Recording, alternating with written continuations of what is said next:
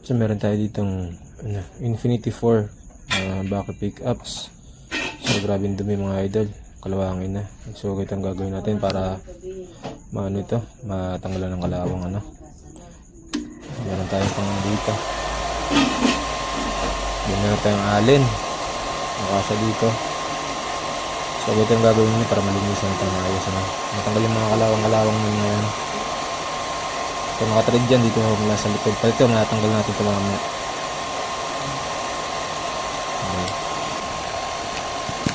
Ito naman wala siyang thread, through magnet lang. Napasok natin siyang ganyan maghihilain lang natin. Model ba ito? Paila wala yung thread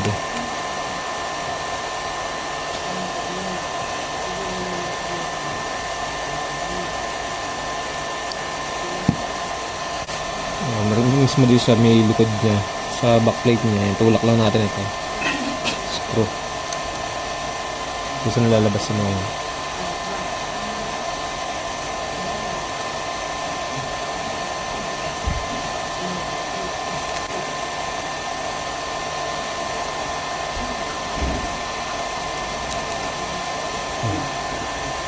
so alis nakalabas na lahat mga idol. Nagulagyan natin ng cream yung mga idol, yung palinis. Ano gamit yung panglinis.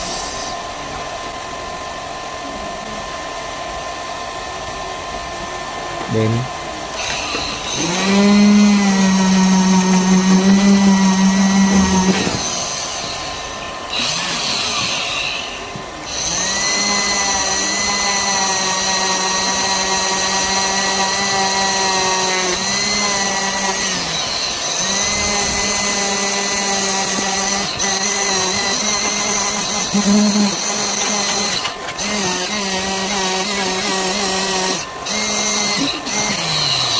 nail pala to ayan ang kanyang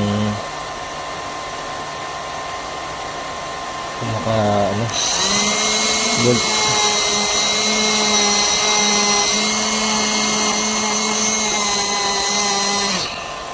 So yan, kaya tapos na mga idol. Tingnan natin yung finished product. Ano nangyari ating Ionepor.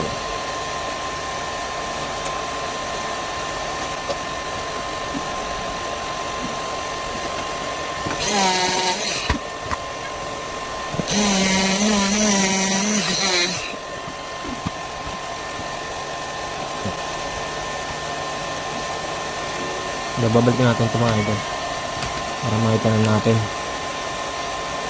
Ito nakalubog lang, ilulubog lang natin ng ganyan yan bago to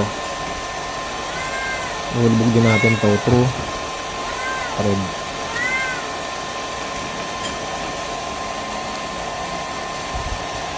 Maganda medyo naka na konti.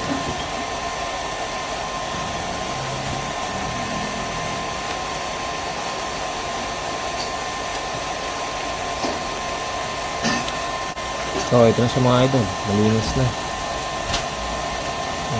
Looks good. Ionepor Infinity 4 ng Ibanez. So yung gilid, linis natin.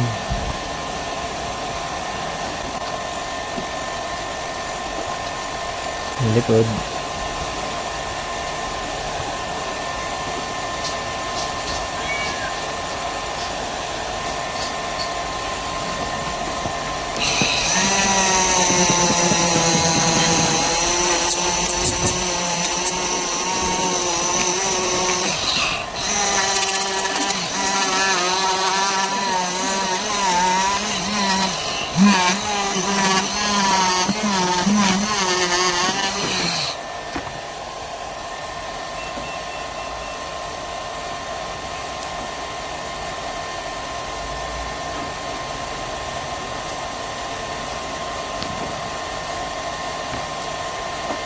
ayun.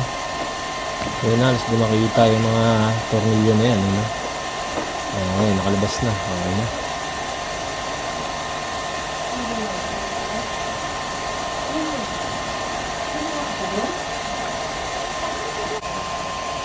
ayos na.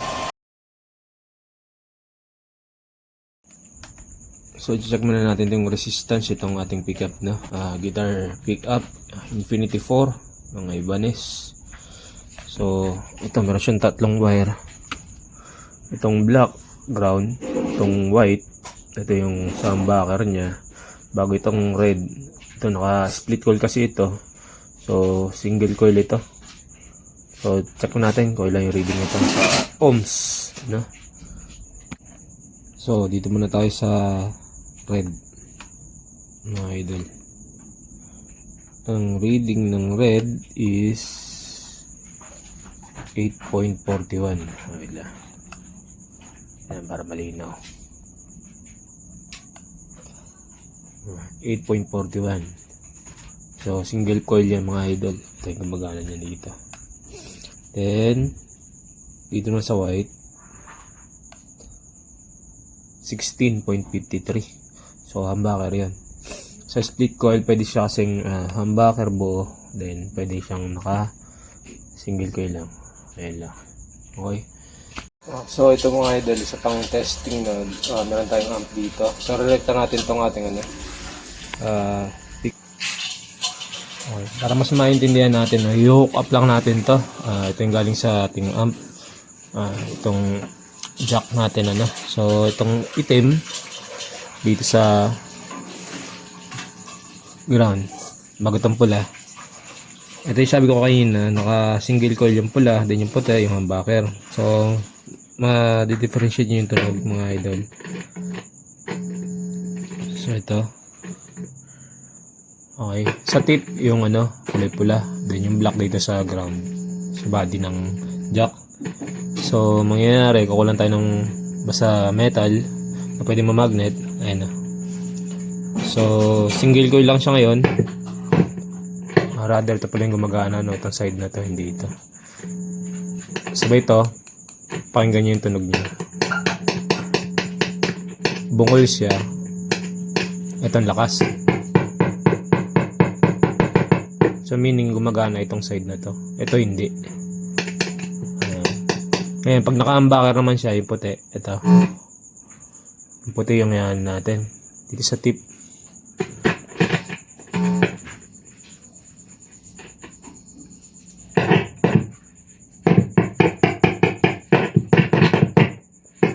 So, humbucker siya ngayon.